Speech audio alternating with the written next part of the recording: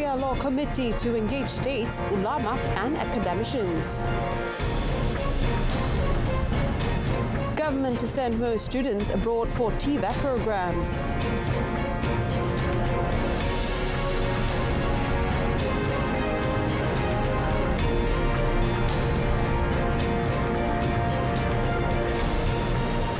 Salam Malaysia Madani, I am Olivia Nicholas and you're watching Malaysia Tonight. The Special Committee to review the competency of state legislatures to enact Islamic law has been urged to engage states ulama, mufti and academicians to empower the Sharia court. Prime Minister Dato Sri Anwar Ibrahim said he had informed this to the Malaysian National Council for Islamic Religious Affairs (MKI) meeting chaired by the Sultan of Selangor, Sultan Sharafuddin Idris Shah, on the 15th of February. Biar dia dengar semua, dia putuskan, dia kebukakan pandangan dan kita teliti dari segi perlembagaannya, Jabatan Peguam Negara, dan kemudian Malay Raja-Raja bawa balik ke Jemaah Menteri, kerana Jemaah Menteri yang mesti putuskan, kerana Jemaah Menteri yang kena bawa ke Parlimen dan ahli Parlimen kena bersetuju. Kalau pindah perlembagaan, 2/3 daripada ahli Parlimen. He said this in his speech at the Federal Territories Islamic Religious Council Carnival 2024 at Taman Tasik Titiwangsa today. In his speech, Dato Sri Anwar also criticised certain quarters who deliberately politicised the recent federal court decision involving the Kelantan Sharia criminal enactment, saying it was a violation of the Sharia court. He said some people believed critics of the decision without trying to understand the law properly. The Federal Territories Islamic Religious Council, MAWIP, needs to coordinate the distribution of zakat aid with other agencies to ensure that the funds reach those who are truly in need. When officiating the 2024 MAWIP Carnival at Taman Tasik Titiwangsa today, Prime Minister Dato Sri Anwar Ibrahim said that if there is no coordination, there will be a family that will receive help several times while another family will not receive any assistance at all. Memastikan setiap dana, setiap sen wang rakyat itu kembali kepada rakyat dan tidak boleh diperalatkan untuk kesenangan pribadi dan sebagainya. Jadi saya harap saudara ingat, saya tegas hal ini terutama di MAWIP kerana saya mahu MAWIP itu menjadi mercu tanda kebanggaan umat dengan tata kelola terbaik, dengan semangat roh perjuangan yang bermakna. To further improve the agency's performance and identify any weaknesses in zakat management, the Prime Minister has given MAWIP a month to submit a detailed report and propose new measures. According to Dato Sri Anwar, it can serve as a model for agencies in other states. The engagement sessions for the proposed amendment of the Sharia Courts Act 1965 Bill 355 are about to be concluded, with the forthcoming report scheduled for presentation to the Cabinet before its anticipated tabling in Parliament later this year. Minister in the Prime Minister's Department, Religious Affairs, Dato Dr. Muhammad Naim Mukhtar said the engagement session is being conducted by the Legal Division of the Department of Islamic Development Malaysia, JAKIM. Semua stakeholders khusus di peringkat negeri-negeri, Majlis Agama Islam negeri-negeri, Mahkamah Syariah negeri-negeri dan juga Jabatan Agama Islam negeri-negeri telah dijemput untuk menghadiri sesi libat urus tersebut. Saya difahamkan oleh Datuk Hakimah KP JAKIM bahawa libat urus itu di peringkat yang sudah di peringkat terakhir. The minister was speaking at a press conference after the launch of the MAIWP 2024 Carnival by Prime Minister Datuk Seri Anwar Ibrahim this morning. Previous media reports indicated that the draft of the bill had been under review by the Attorney General's Department. However, it was not tabled in time before the dissolution of Parliament on the 10th of October 2022. A special meeting of the National Action Council on Cost of Living, NACOL, to be chaired by Prime Minister Datuk Seri Anwar Ibrahim, will be held this Friday to discuss the cost of living issue, especially the rice supply issue in the country. Domestic Trade and Cost of Living Minister Dato' Armizan Muhammad Ali said the ministry, as the NACOL secretary, has received confirmation from the Ministry of Agriculture and Food Security, KPKM, that the issue of the country's rice supply will be one of the matters to be raised for discussion.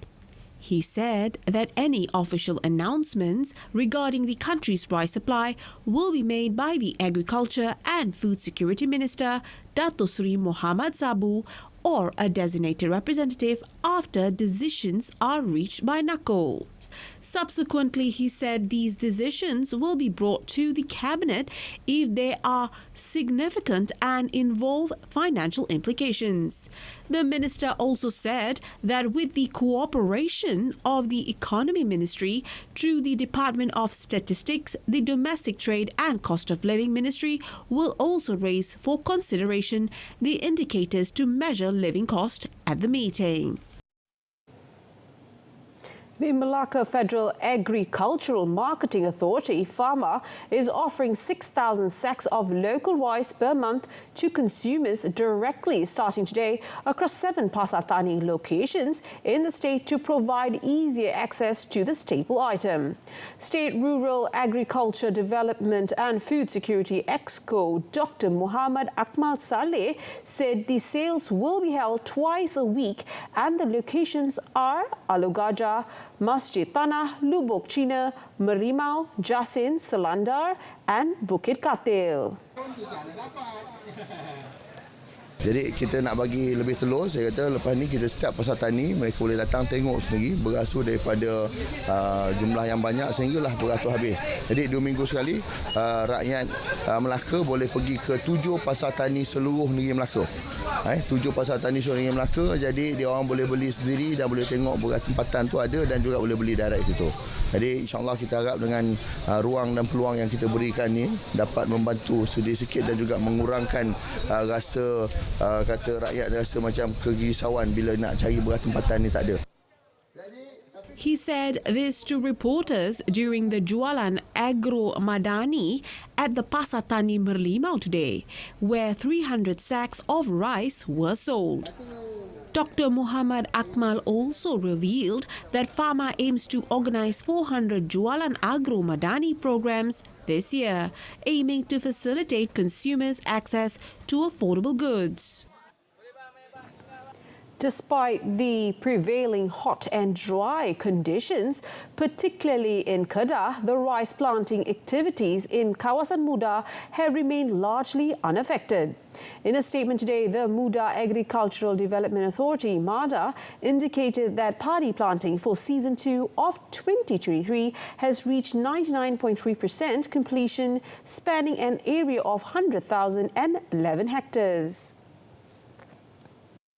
Despite the dry weather conditions, MADA reassures that the water levels at key reservoirs, namely Padu Dam, Muda Dam and Ading Dam, remain adequate to meet irrigation demands for the ongoing season. To mitigate the effects of the dry season, MADA has intensified proactive measures, leveraging reusable pump stations to optimize water conservation from the dams. MADA has also initiated rotational irrigation tailored to specific needs of rice cultivation in each region based on the crop phases until Season 2 of 2023 is fully concluded. In other news, a company owner and one of his employees were fined 50,000 ringgit and 30,000 ringgit respectively by the Kuala Terengganu Session Court today for submitting false documents to the Social Security Organisation SOCSO to claim incentives under the Penjana Kerjaya 2.0 Penjana program amounting to 5,300 ringgit 3 years ago. Judge Muhammad Azhar Othman handed down the sentence on Ari Shahiman Muhammad Zain, 34, and his employee Nurul Azwani Muhammad Razali, 38, after they pleaded guilty to an alternative charge brought against them. The court also ordered them to serve 6 and 3 months in jail, respectively, if they failed to pay the fine. Both accused eventually paid the fine. According to the alternative charge, the two accused fraudulently used a genuine forged documents which they knew were fake to claim incentives amounting to 5,300 ringgit at the Terengganu Social Security Organisation SOCSO on the 5th of July 2021. Malaysian Anti-Corruption Commission MACC Deputy Public Prosecutor Maria Omar and Prosecuting Officer Nur Raihan Muhammad Yusof appeared for the prosecution, while lawyers Muhammad Fauzi Razali and Hayat Muhammad represented Ari Shahiman and Nurul Azwani respectively.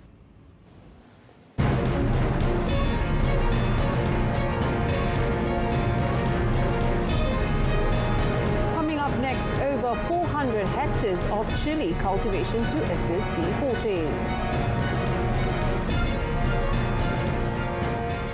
The government plans to send most students abroad to pursue studies in technical and vocational education and training (TVET) to strengthen the local TVET sector.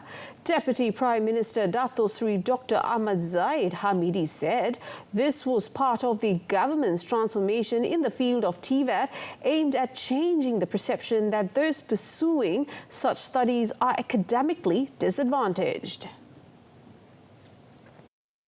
The Deputy Premier, who is also the National TVET Council Chairman, said the government is considering increasing the cost of living allowance for students pursuing TVET abroad, including in Japan. Sebahagian besar daripada 58% yang tidak dapat melanjutkan pelajaran dalam bidang akademik, mereka harus diberi peluang untuk melanjutkan di dalam bidang kejuruteraan dan dalam bidang teknikal di bawah program Majlis TVET negara yang diadakan. Bagaimana yang sedang saudara-saudari alami untuk belajar di Jepun ini dalam bidang teknikal. To strengthen the country's TVET sector, Dato Sri Ahmad Zahid, who is on a 7-day working visit to Japan, said the government also intends to transform University Kuala Lumpur, UniKL, into the main TVET university in Malaysia. He added that the country's new direction for TVET would be announced on the 2nd of June in conjunction with the National TVET Day. The East Coast Economic Regional Development Council, ECERDC, is targeting 405 hectares of land in the region to be developed as a People's Income Initiative (IPR) area by cultivating chili using the vegetation method. ECERDC Chief Executive Officer Dato' Baidzawi Chemat said that the crops are to be cultivated in Pahang, Terengganu, Kelantan and Johor and involve the cooperation of the Economy Ministry, district offices and Agriculture Department and the private sector, with Segamat being a pilot project involving a land area of 2 hectares. He said starting in October last year, the fertigation method using smart technology IoT applications involves 12 participants from the B40 group, each of whom is now able to generate income of up to 2,000 ringgit per month. Meanwhile, Johor Agriculture Agro-based industry and Rural Development Committee Chairman Datuk Zahari Sarip said that the project, which involved 20,000 chili plants, yielded almost 40 tons in the first harvest. He said that through this program, the participants also received guidance and exposure related to agricultural technology, as well as developing new technology in agriculture to further strengthen the country's food security. Tenaga Nasional Berhad TNB has been named as the most trusted entity in Malaysia, beating more than 100 brands covered in a survey by market research firm Ipsos Sdn Berhad or Ipsos Malaysia. TNB, in a release statement, said the 7-month Trust Track study, which began in April 2023, found that it was also the most trusted brand in the utility industry, showcasing the company's success in building a strong relationship with Malaysians. Ipsos Malaysia, in its 23rd of January 2024 statement titled Ipsos Trust Track 2023, the most trusted corporations and institutions in Malaysia, announced the names of the top 5 companies, with TNB securing first place, followed by Kereta Api Tanah Melayu Berhad, Shell, Employees Provident Fund and Petron. TNB President and Chief Executive Officer Dato' Sri Baharin Din expressed gratitude for the great and meaningful recognition as the company undertakes an energy transition towards net zero carbon emissions by 2050. He said the trust would hopefully turn challenges into new business opportunities for TNB, enabling it to excel in sustainable energy solutions for customers and the public. TNB was listed as among the 5 most trusted corporation in its maiden participation in the Ipsos study in 2021. Batik Air's new route from Batam to Kuala Lumpur, which made its inaugural direct flight to Kuala Lumpur International Airport Terminal 1 on Saturday, is set to boost tourism traffic and improve the country's overall economic prosperity. Tourism Malaysia Director General Dato' Dr. Amar Abdul Ghaffar said Indonesia holds a special place as a key tourism market for Malaysia based on the shared cultural ties and connectivity among both countries. In a release statement, he said Tourism Malaysia is confident that the connection will further bolster tourist arrivals as they are gearing up for Visit Malaysia 2026 and to contribute to the economic prosperity of both nations. Operating 3 times weekly with Boeing 737 aircraft, the new route underscores Batik Air's commitment to expand its network growth in Southeast Asia while catering to the increased demand for the intra-regional travel. According to Tourism Malaysia, Indonesia ranks second in the top 10 tourist-generating markets in ASEAN, contributing 2.8 million arrivals to Malaysia between January and November 2023. The new route is also expected to further stimulate tourism between the two nations, aligning with Malaysia's target of welcoming 27.3 million tourists in 2024 and generating a revenue of 102.7 billion ringgit. Tourism Malaysia said, with the Visit Malaysia Year 2026 initiative aiming for 35.6 million foreign tourist arrivals that projects a revenue of 147.1 billion ringgit, the launch of the new route signals a positive step forward in strengthening Malaysia-Indonesia travel ties.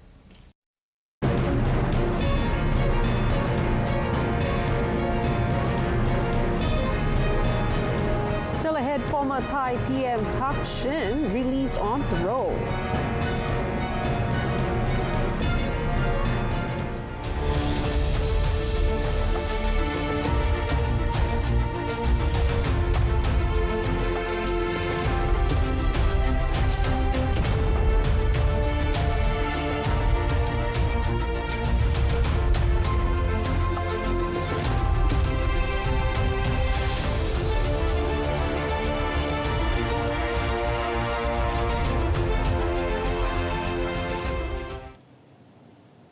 Thailand's former Prime Minister Thaksin Shinawatra was released on parole on Sunday after 6 months in detention.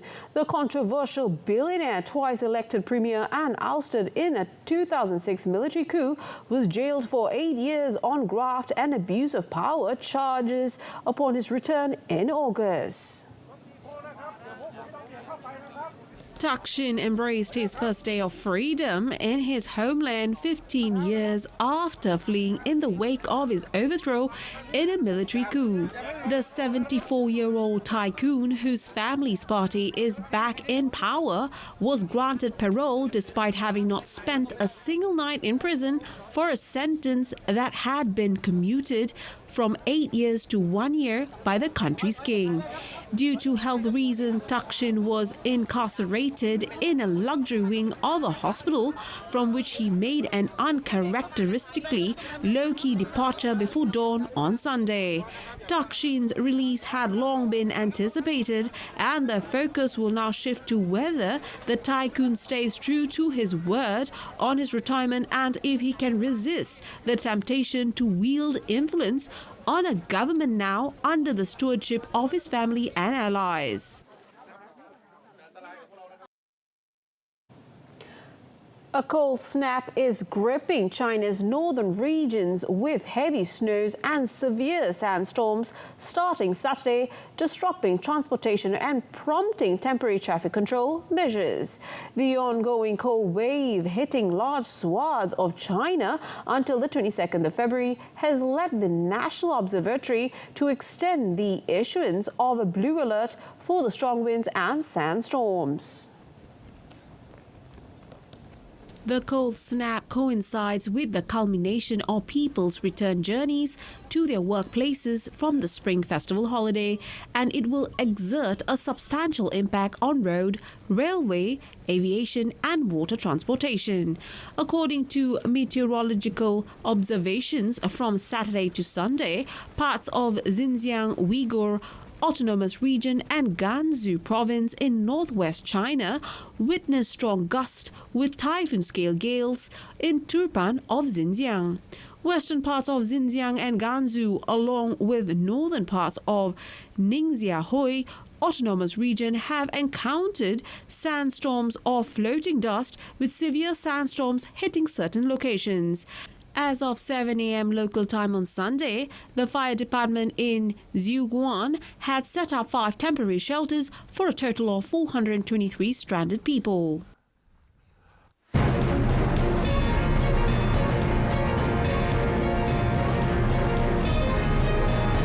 Coming up in sports, David Puig's clinches Malaysian Open golf title. Stay with us.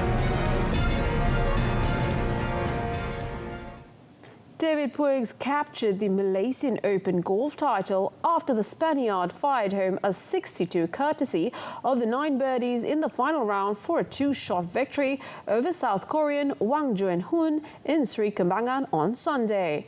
Thailand's Denwit Boribunsub finished tied 3rd, along with American John Caitlin, with New Zealand Kevin Yuan completing a top 5 finish of the leader at the Mines Resort and Golf Club. The day certainly belonged to the 22-year-old Puig, who started the final round in tied 4th but quickly rose to contention thanks to his brilliant efforts on the front 9. Puig's 9 birdies mirrored his score on Saturday to cap a sensational weekend, which gave him the opportunity to fulfill the childhood dream of featuring at the 152nd British Open in July.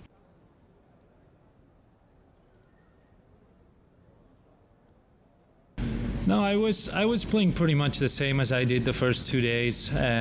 Just, the putts weren't going in, and I hit 2 or 3 bad tee shots that second day that cost me some shots. But I kept being positive and playing good throughout the weekend. This is Puig's second Asian Tour title, which his maiden victory also coming on Southeast Asian soil at the International Series Singapore, which he won in October last year. Wang and Danwit will receive the other 2 tickets to play at the British Open. Kavish Varadan, who was joint leader after the second round, finished the tournament as the best Malaysian in joint 13th. Cristiano Ronaldo scored his first Saudi Pro League goal of 2024, helping Al Nassr to a crucial and hard-fought 2-1 win over Al Fateh at the KSU Stadium in Riyadh. Cristiano Ronaldo brought back his iconic celebration after scoring his first Saudi Pro League goal of 2024. Fresh from reaching a remarkable milestone of 1,000 club appearances during the midweek AFC Champions League clash against Al SAHIH, Ronaldo continued his prolific form by notching his 21st goal of the championship. Ronaldo got Al Nassr opener at home to Al Fateh with a powerful strike into the bottom corner inside 17 minutes following a cross from Sultan Al Ghanam. Salim Al Najdi, however, quickly equalised for Al Fateh in the 29th minute. When the game seemed to be heading towards a draw, Otavio secured the 3 points for Al Nassr in the 72nd minute. The 2-1 victory over Al Fateh allowed Al Nassr to close the gap to league leaders Al Hilal. Mohamed Salah returned with a goal as Premier League leaders Liverpool on Saturday routed Brentford 4-1 despite a rash of injuries. Salah came off the bench to replace the injured Diogo Jota in his first Liverpool appearance since their win over Newcastle on New Year's Day. Having returned from the hamstring injury he sustained on the Egypt duty at the Africa Cup of Nations, Salah made up for lost time with his first goal for the Reds since the Newcastle game. The 31-year-old's 19th goal in all competitions this term put Liverpool on course for a 6th win in their last 7 league games.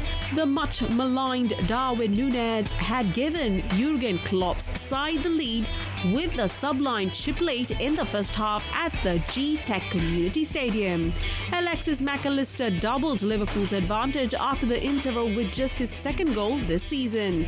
Ivan Toney got one back for Brentford, but Cody Hagpo netted in the closing stages.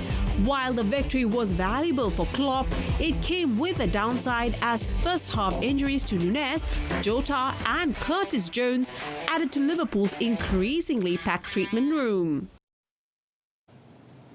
Elsewhere, Arsenal demolished Burnley 5-0 to keep up the pressure in the Premier League title race. With the win at Turf Moor, second-place Arsenal made it 5 consecutive wins to move within 2 points of Liverpool. Mikel Arteta's side have beaten Liverpool and won 6-0 at West Ham in their most notable results since a revitalising warm weather training camp in Dubai. And they were too hot for second-bottom Burnley to handle for the 4th minute when Martin Odegaard drilled home from Gabriel Martinelli's pass. Bukayo Saka then netted with a 41st minute penalty awarded for Lorenz Assignon's foul on Leandro Trossard. Saka struck again 2 minutes after half-time, combing into the top corner from Odegaard's pass as the England winger made it 6 goals in his last 4 games.